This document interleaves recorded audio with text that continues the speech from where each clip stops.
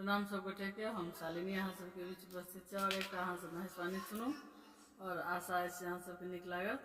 धन्यवाद।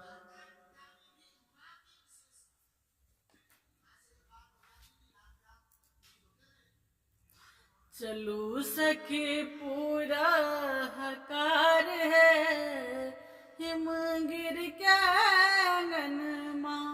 चलू सखी पूरा हकार है हिमगिर के आंगन माँ। हिमगिर के आंगन माँ, हिमगिर के आंगन माँ, हिमगिर के आंगन माँ, हिमगिर के आंगन माँ। चलू सखी पूरा हकार है हिमगिर के आंगन माँ। चलू सखी पूरा हकार है हिमगिर के आंगन माँ।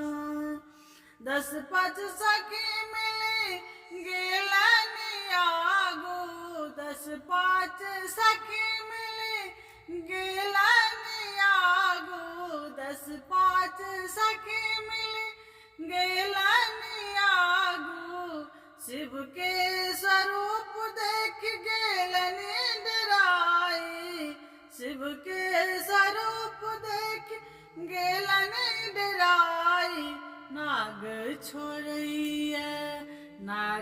छोड़ैया फुफकार है सखी मैना आंगन माँ।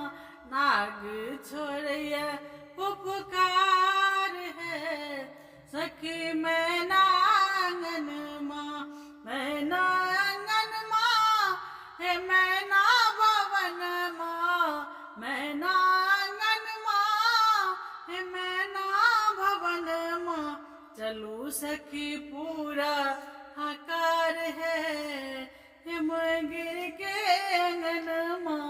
चलू सखी पूरा हकार है हिमगिर के आंगन माँ। सब सखी देख गेली गौरा के बाराती, सब सखी देखा गेली गौरा के बाराती। सब सखी देखा गेली गौरा के बाराती। एम्हर मैना के लागल छंदाती, एम्हर मैना रानी के लागल छंदाती।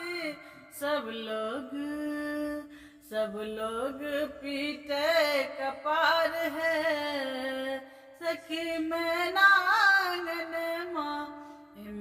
सब लोग पीटे कपार है सखी मैना आंगन माँ। चलू सखी पूरा हकार है हिमगिर के आंगन माँ।